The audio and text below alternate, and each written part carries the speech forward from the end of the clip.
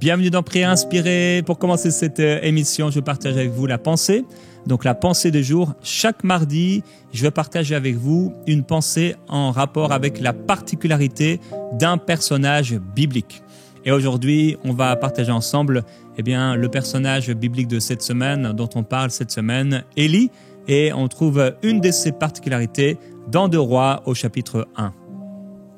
Akazia leur dit, « Quel air avait l'homme qui est monté à votre rencontre et qui vous a dit ces paroles? » Ils leur répondirent, « C'est un homme vêtu de poils ayant une ceinture de cuir autour des reins. » Et Akazia dit, « C'est Élie, le Tishbite. » Donc on peut voir que juste à la manière, l'apparence qu'il avait, la manière dont il s'habillait, on reconnaissait ça peut pas être quelqu'un d'autre qu'Élie. Il avait une manière de s'habiller, celle des prophètes, et on pouvait reconnaître juste, même sans entendre ses paroles ou savoir qui il était, à la manière dont il était habillé, qui il était. Ça nous rappelle Jean-Baptiste, bien sûr, qui avait un peu le même accoutrement, le même habillement, et qui se nourrissait aussi, Jean-Baptiste, de miel et de sauterelles. Donc il avait non seulement un accoutrement, mais aussi une façon de manger, donc une façon d'être différente. Aujourd'hui, je veux t'encourager en te disant, oui, mets ton vêtement de poil. Mets ton vêtement de poil. Alors, c'est quoi ce vêtement de poil et qu'est-ce qu'il signifie? Bien, premièrement, les prophètes s'habillaient ainsi et ça symbolisait leur détachement des choses matérielles, leur détachement des choses du monde. Ils étaient différents. La manière dont ils s'habillaient reflétait aussi la manière dont ils vivaient. Ils vivaient une vie différente. Peut-être que ta façon de t'habiller va ressembler aux gens de ton église, aux gens de ton travail, aux gens de ton école. Voilà, on a les mêmes marques, on s'habille avec peut-être les mêmes vêtements. Il n'y a plus personne quasiment aujourd'hui qui va coudre ses vêtements lui-même. On les achète donc, peut-être ça peut se ressembler, mais la manière dont on va vivre dans ces vêtements, la manière dont on va parler, la manière dont on va interagir, il doit avoir une différence. Il doit avoir une différence. Et pour les prophètes, ça symbolisait ce détachement des biens matériels également. Donc, ok, on peut bien s'habiller pour aller à l'église, mais si tu t'habilles pour aller à l'église, n'oublie pas que au-delà des habits, c'est vraiment l'intérieur. L'intérieur, l'homme caché dans le cœur. C'est ça qui importe. Et c'est ce dont Pierre parlait avant de s'habiller extérieurement, avant les boucles d'oreilles en or, les vêtements élégants, etc., les belles coiffures. Est-ce que tu es prêt à l'intérieur quand tu vas à la rencontre du Seigneur? Donc, il vivait d'une manière un peu marginale. Et Dieu nous appelle, nous aussi, quelque part, dans notre style de vie, à vivre d'une manière un peu marginale. Non pas, comme n'étant pas dans le monde. On va bien sûr être vraiment dans le monde et avec les gens de ce monde. Et voilà. Mais quand même, dans nos cœurs, on est là, mais on n'est pas là. On est dans le magasin, mais c'est comme si on n'est pas dans le magasin. On est dans la société en train de travailler, ou on est dans la classe d'école, mais c'est comme si on n'était pas là quelque part. On est un peu des marginaux, mais dans le bon sens, le sens positif. On est un peu reclus, on est un peu mis à part, on est un peu à l'écart, on est un peu différent. Alors, on va aujourd'hui passer à l'encouragement de ce jour et aussi terminer avec cette pensée de ce vêtement différent, ce vêtement particulier qui protège. Avec cet enseignement aujourd'hui, cache-toi devant Dieu et reçois. Cache-toi devant Dieu et reçois. Je crois qu'on est appelé à nous cacher, à nous mettre à part et à porter un manteau. Un manteau. Seigneur, donne-moi ton manteau. Donne-moi ce manteau. Plusieurs fois, on a dans la parole cet exemple, cette illustration par rapport au manteau. On voit le manteau d'Élie. Le manteau d'Élie, quand Élie est pris dans le tourbillon, on l'a vu hier, son manteau va tomber par terre. Il est repris par Élisée qui va frapper les eaux avec ce manteau. Il y a plusieurs types de manteaux et la Bible nous parle de ces manteaux aussi, comme qui amènent une onction. Élie va le mettre sur Élisée et c'est pas pour rien. Alors il y a un manteau aussi que Dieu veut mettre sur nous. Ce sera peut-être pas un vêtement de poil, mais c'est un manteau de protection, tout comme Ce manteau pouvait protéger le prophète du froid, de la pluie, du soleil. Il y a aussi un manteau pour nous. Alors on va lire dans 1 Roi chapitre 17. Marie, tu peux lire à partir du verset 1 à propos d'Élie, l'apparition d'Élie. Élie le Tishbite, l'un des habitants de Galad, dit à Akab, « L'Éternel est vivant, le Dieu d'Israël, dont je suis le serviteur. Il y aura ces années ni rosée, ni pluie, sinon à ma parole. » Et la parole de l'Éternel fut adressée à Élie en ces mots. « Pars d'ici, dirige-toi vers l'Orient, et cache-toi près du torrent de Kérit, qui est en face du Jourdain. Tu boiras de l'eau du torrent, et j'ai ordonné au corbeau de te nourrir là. » Il partit et fit selon la parole de l'Éternel, et alla s'établir près du torrent de Kérit, qui est en face du Jourdain. Les corbeaux lui apportaient du pain et de la viande le matin, et du pain et de la viande le soir, et il buvait de l'eau du torrent. Amen. Alors voilà l'apparition d'Élie, le prophète Élie, le grand prophète Élie dont on va parler jusqu'au dernier verset de l'Ancien Testament et dont Jésus va parler également. Tout le peuple juif attendait la révélation d'Élie, qui n'était nul autre, cette apparition que Jean-Baptiste dans le Nouveau Testament. Alors il dit, pars d'ici et cache-toi. Pars d'ici et cache-toi. Ça, c'est un message pour nous aujourd'hui. Dieu veut t'appeler à te cacher. Est-ce qu'on sait encore se cacher? Quand on était enfant, certainement, tu as joué à cache-cache. Voilà, si tu as eu un ami ou quelqu'un de ta famille avec qui tu jouais à ça, tu te cachais quelque part et on comptait jusqu'à 10 ou jusqu'à 30 ou jusqu'à 100 et là tu te cachais bien et tu voulais pas être vu. Mais est-ce qu'on sait encore se cacher dans ce monde et cette société où on montre tout? On montre le plat qu'on mange, le plat que je mange avec ma femme. Voilà, il est balancé sur les réseaux sociaux. Le monde entier sait ce que j'ai mangé. Je m'achète une nouvelle paire de chaussures, je mets ça sur les réseaux sociaux. Je me fais une nouvelle coiffure. À peine la coiffure est terminée, je suis à peine sorti du salon de coiffure ou de chez mon ami qui m'a fait cette belle coiffure. Et là, je balance ça sur les réseaux sociaux. Je suis enceinte et je viens de le voir et je me prends en photo avec le test de grossesse. Et j'envoie ça sur les réseaux sociaux et le monde est au courant que je suis enceinte. Est-ce qu'on sait encore vivre caché? Est-ce qu'on réussit encore à se cacher comme quand on était enfant et en fait personne ne nous trouvera? Personne ne nous trouvera. Dieu veut nous appeler et nous ramener à savoir se cacher. Il dit à Élie, pars d'ici et cache-toi. Et d'ailleurs, on verra plus tard qu'il y a des gens, et le roi va le chercher et il ne pourra pas le trouver. Introuvable. Alors où il est Jérémie? On ne sait pas où il est. Je prie que Marie puisse chercher parfois Gordon et elle ne le trouve pas.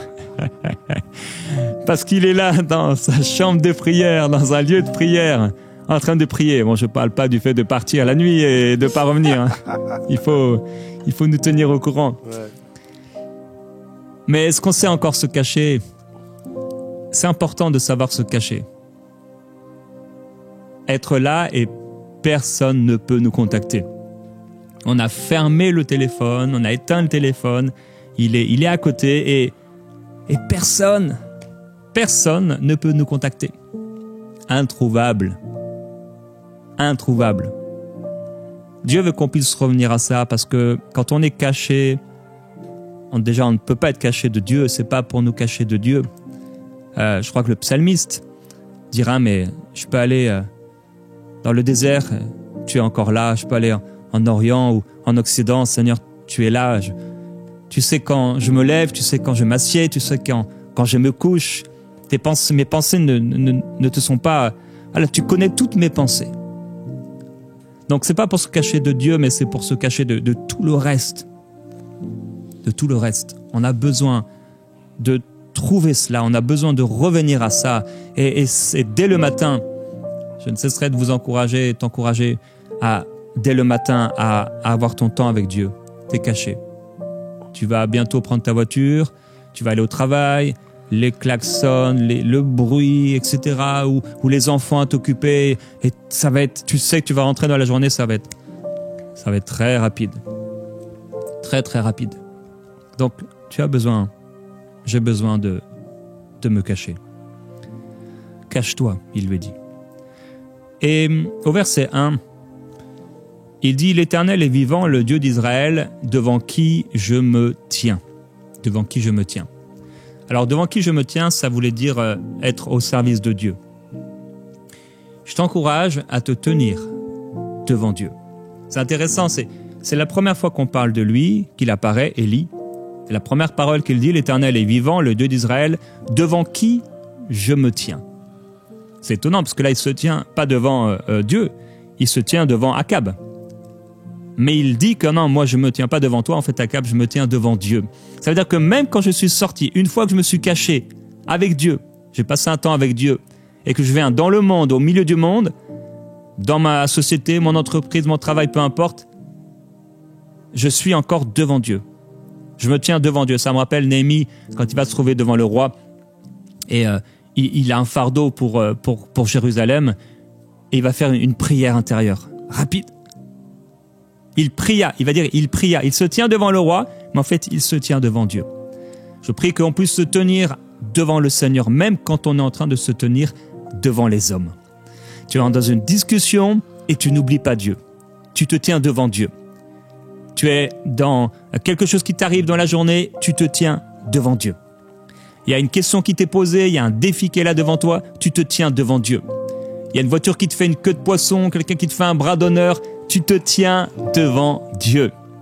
Savoir se tenir devant Dieu, être au service de Dieu. Élie apparaît, c'est une apparition publique, il donne une parole, mais avant ça, il y a eu une préparation secrète. Beaucoup de personnes veulent une apparition publique. C'est pour ça d'ailleurs qu'ils vont poster tout ce qu'ils postent sur les réseaux sociaux pour être connus ou parfois bien sûr pour partager des joies, etc. Mais parfois c'est simplement pour être vu, pour être connu. Mais il faut une préparation secrète. C'est Dieu qui élève et c'est Dieu qui abaisse. Et c'est Dieu qui nous permet d'avoir une apparition publique. Dieu te permettra d'avoir cela, mais ça ne se fera pas sans préparation secrète. Alors, Élie savait bien se cacher. C'est ce que dira donc le serviteur Abdias. Il va dire « L'Éternel, ton Dieu, est vivant. Il n'est ni nation, ni royaume où mon Seigneur ne t'ait envoyé chercher.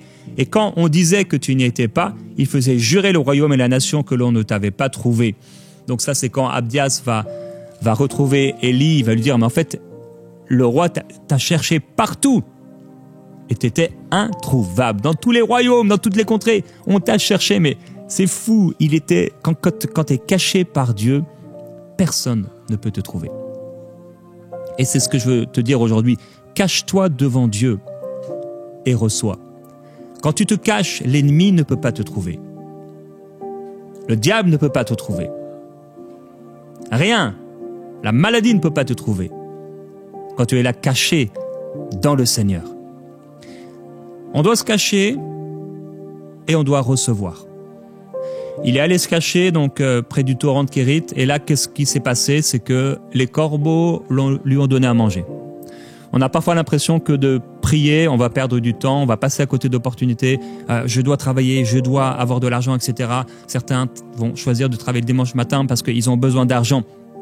Mais en fait, si tu te caches en Dieu et tu fais de Dieu ta priorité, Dieu va te nourrir, Dieu va prendre soin de toi.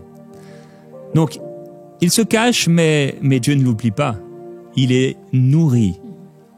Il est nourri. Dieu prend soin de lui. Et on va voir dans la vie d'Élie des miracles de provision. Au chapitre 17, Marie, peut-être tu peux lire au verset 12 du chapitre 17, il rencontre cette femme, elle est veuve. Et cette femme va dire quelque chose au verset 12, chapitre 17, verset 12. L'Éternel, ton Dieu, est vivant. Je n'ai rien de cuit, juste une poignée de farine dans un pot et un peu d'huile dans une cruche. Amen. Et voici, je ramasse 2 morceaux de bois, puis je rentrerai et je préparerai cela pour moi et pour mon fils. Nous mangerons, après quoi nous mourrons. Et au verset 14, le Seigneur va parler. Car ainsi parle l'Éternel, le Dieu d'Israël. La farine qui est dans le pot ne manquera point, et l'huile qui est dans la cruche ne diminuera point, jusqu'au jour où l'Éternel fera tomber de la pluie sur la face du sol. Amen. C'est ce que je veux déclarer sur toi aujourd'hui dans ce temps de prière.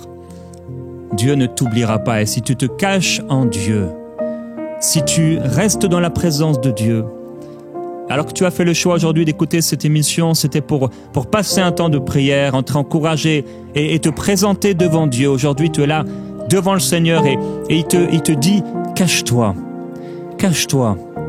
Pour certains, Dieu est en train de te dire que c'est pas le moment de te présenter devant tout Israël. Il y a un moment pour se présenter devant tout Israël, mais il y a un moment pour être préparé. Il y a un moment pour se cacher.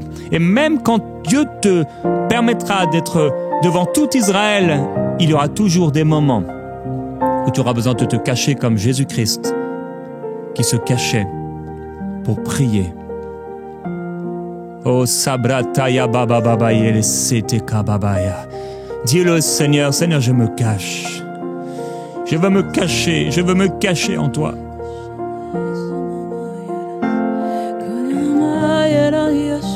Je veux me cacher, Seigneur.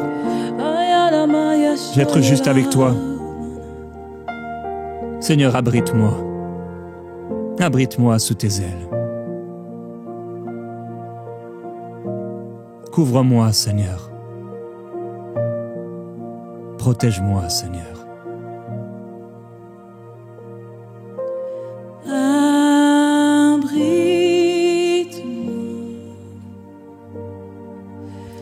Sous tes ailes, couvre-moi par ta main puissante, même si les océans se déchaînent, je les traverserai avec toi. Père, tu domines les tempêtes. Je suis tranquille car tu es là. Je suis tranquille car tu es là. En Jésus seul, je me confie. Il me donne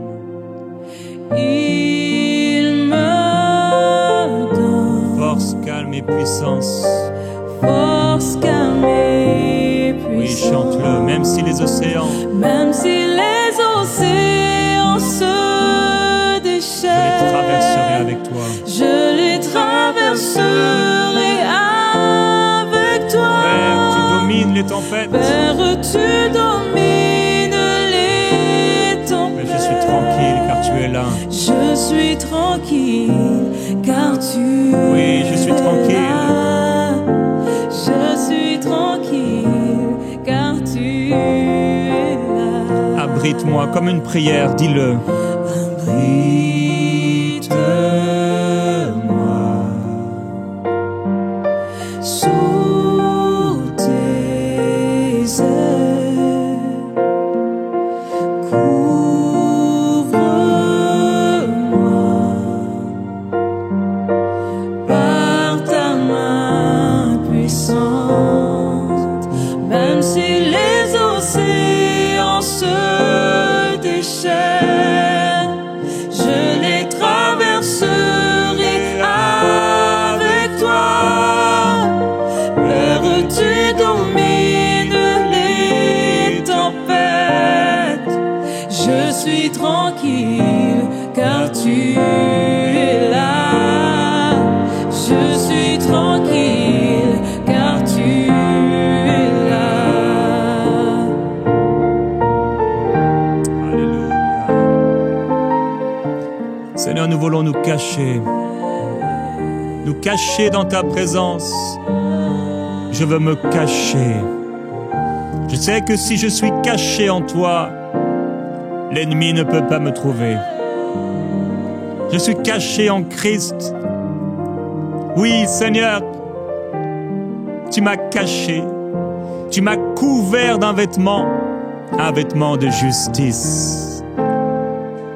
Tout comme Élie était couvert par ce vêtement contre la pluie, contre la tempête, contre la force du soleil, j'ai un vêtement nouveau. Christ est mon vêtement. Christ est ma parure. Christ est ma justice. Je suis couvert. Je suis caché. Je suis protégé. Protégé par le sang de Jésus. Oh, de la même manière que le Père a sacrifié des animaux pour couvrir Adam et Ève, j'ai été couvert par le sang. Ma nudité a été couverte. Mes péchés ont été effacés. Je suis à Christ. Tu es à Christ. Je suis à Christ. Et c'est en Jésus seul, seul, que je me confie. Oh Jésus-Christ, nous sommes cachés en toi. Nous nous cachons en Jésus. Isabratayadele. Hiriko bradarada sete. Hirayaba se talabale se tababayo. Et la prière en langue est un moyen de se cacher. Des prières que le diable ne comprend pas. Des prières que le diable ne comprend pas, que personne ne comprend, mais que Dieu seul comprend. Eleba se taradayo. Aitalabandoroyo se tayababaya. Et karababoye se tadababrete abababaye. C'est invisible pour l'ennemi. Il abada se talabandere sete. Les mystères de Dieu, les mystères de Dieu. Et sabadele sadabate kanana lobre pababaye. Oh, mlasete ababaye. Je suis caché, caché, caché en Christ.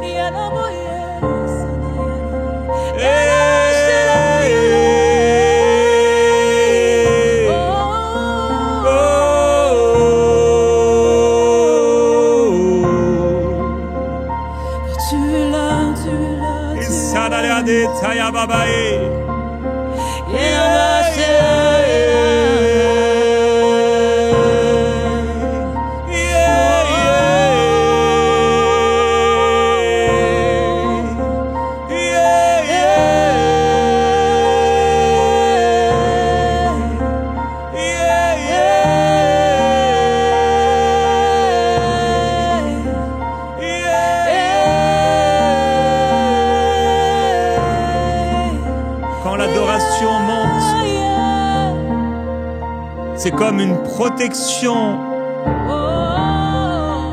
C'est comme une gloire inatteignable par l'ennemi. Adore le Seigneur, mon frère, ma sœur. Quand tu pousses des cris vers le Seigneur en adoration, c'est comme un feu. C'est comme une puissance. C'est comme une gloire. L'ennemi ne peut plus voir ce qui se passe. C'est comme une nuée. C'est comme un nuage qui enveloppe ta maison, qui enveloppe ta chambre, qui enveloppe ton lit. Et sabale tabaye se tababaye. Tu es dans ta voiture et tu pousses un cri d'adoration.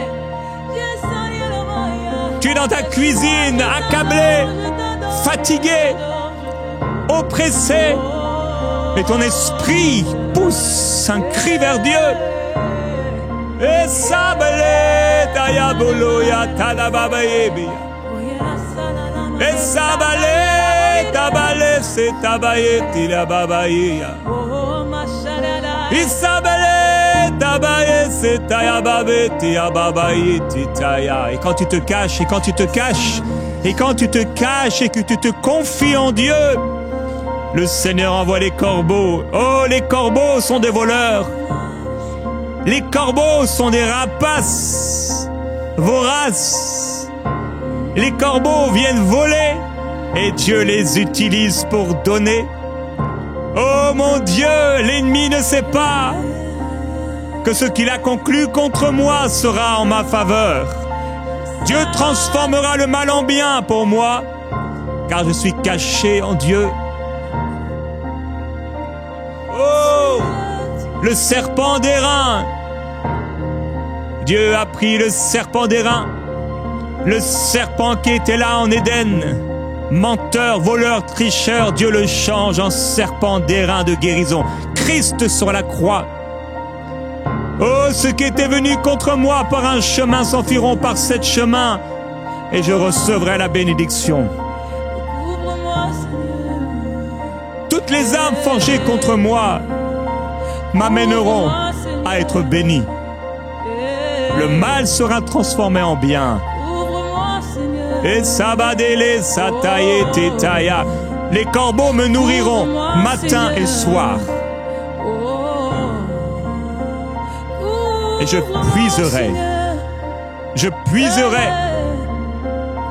puiserai mon eau. Et Je viens puiser. et les baies, Je viens puiser. oui, je puise Je viens puiser. dans la provision de mon Dieu. Un corbeau, une veuve, Dieu fait ce qu'il veut. Un torrent, il fait ce qu'il veut. Être au bon endroit.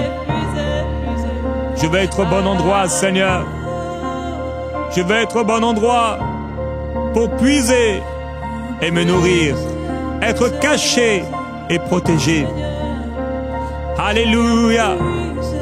Qu'il en soit ainsi au nom de Jésus-Christ.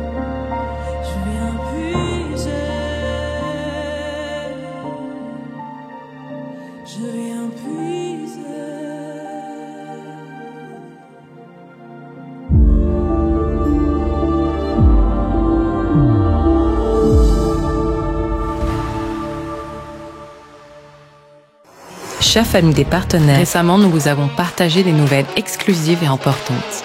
Vous allez être très surpris et très content. 15 minutes par jour pendant 2 mois. Donc un laps de temps très défini, la personne elle aura tout l'éventail de c'est quoi être un chrétien. On aura donc la Bible multiversion. Donc on a les notes, les liens, les stickers. C'est un projet titanesque, c'est vraiment énorme. Tous les projets, toutes les applications qui sortent de cette envergure-là, il y a toujours une version bêta. 50 personnes au total, il nous faut pour ma Bible. C'est tout nouveau, c'est sorti aujourd'hui. Un nouvel espace sur le site qui s'appelle l'espace partenaire. Alors sur cet espace, comme vous le voyez, vous pourrez suivre l'actualité des projets, participer à nos lives privés, consulter l'historique de vos dons. Vous pouvez désormais retrouver ce live en intégralité sur votre espace partenaire. Connectez-vous dès maintenant sur emcitv.com/partenaire.